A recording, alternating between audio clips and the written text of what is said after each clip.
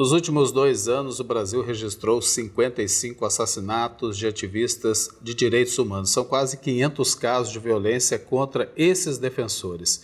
O levantamento é das organizações Justiça Global e Terra de Direitos. Para falar sobre esse cenário e os desafios na proteção dessas pessoas, a gente conversa agora com a Gláucia Marinho, diretora executiva da Justiça Global, a quem eu agradeço pela presença aqui no TJ Aparecida. Tudo bem com você, Gláucia? Boa tarde, seja bem-vinda.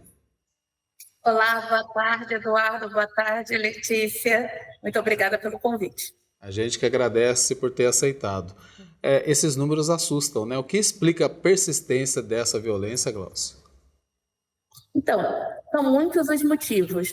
Primeiro, a gente vive num país onde os direitos humanos, infelizmente, eles são cotidianamente rechaçados.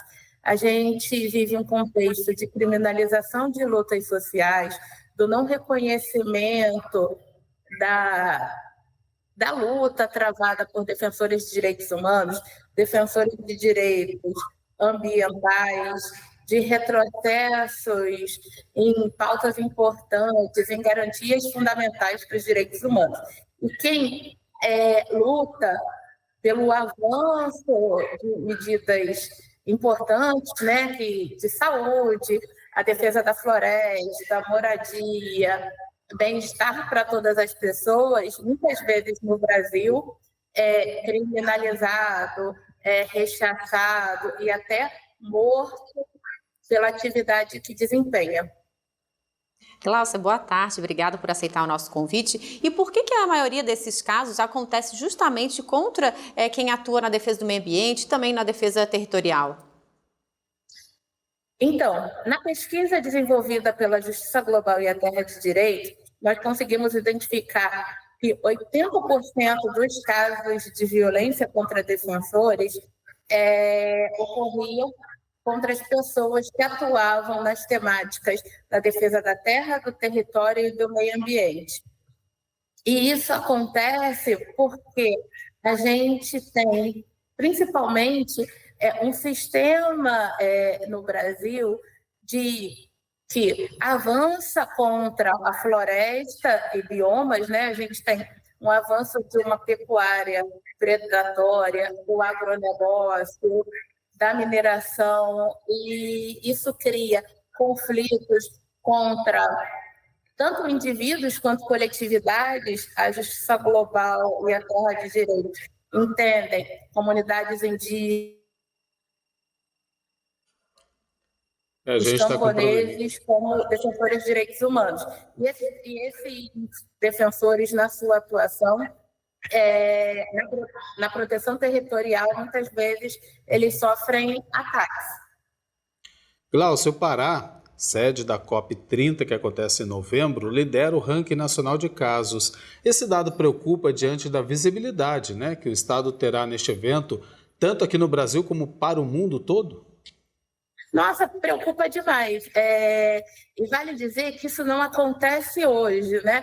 Infelizmente, a gente tem inúmeros casos, como o assassinato da missionária, defensora de direitos humanos, Irmã Dorothy.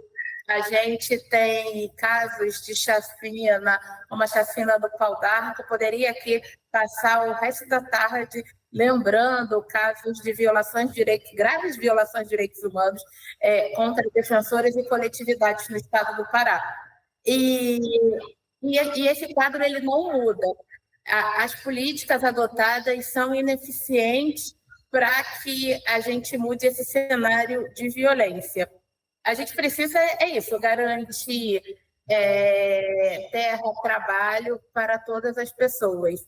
E a gente precisa de medidas do Estado, né, que o Estado brasileiro coloque a proteção dos defensores de direitos humanos, bem como demarcação de terras e titulação de terras indígenas e quilombolas, como a ordem do dia para garantir tanto o território dessas comunidades, bem como a vida de quem está lutando para que esses territórios se mantenham de pé. Porque existem pesquisas recentes que mostram que as áreas mais preservadas de floresta, de Mata Atlântica, são territórios de comunidades tradicionais e povos indígenas. E, Gláucia, para a gente encerrar o estudo também apontou a participação de agentes públicos, como policiais militares, em parte dessas violações. O que precisa ser feito para enfrentar, para a gente tentar mudar essa realidade? Primeiro, a gente precisa responsabilizar, que o Estado brasileiro responsabilize, investigue e responsabilize todos os indivíduos, empresas, agentes do Estado que estão envolvidos em crime contra defensores de direitos humanos. A segunda medida é a gente ampliar os programas de proteção. Não são todos os estados da federação que contam com uma política pública de proteção. E, por fim, para a gente acabar com esse cenário de violência, a gente precisa garantir direitos, porque evite violência porque direitos eles não são respeitados. Isso faz com que a população ela se mobilize. E, por fim, eu queria destacar que todas as ameaças e ataques à nossa democracia reverberam na violência e ataque contra as defensoras e os defensores de direitos humanos. Gláucia, eu quero agradecer muito a sua participação conosco aqui no TJ Aparecida para fazer esse alerta, principalmente às autoridades que precisam dar uma resposta para essa violência que ainda continua e que persiste, infelizmente. Muito obrigado, viu, pela presença, sempre bem-vinda. Boa tarde. Sempre bem-vinda. Boa tarde para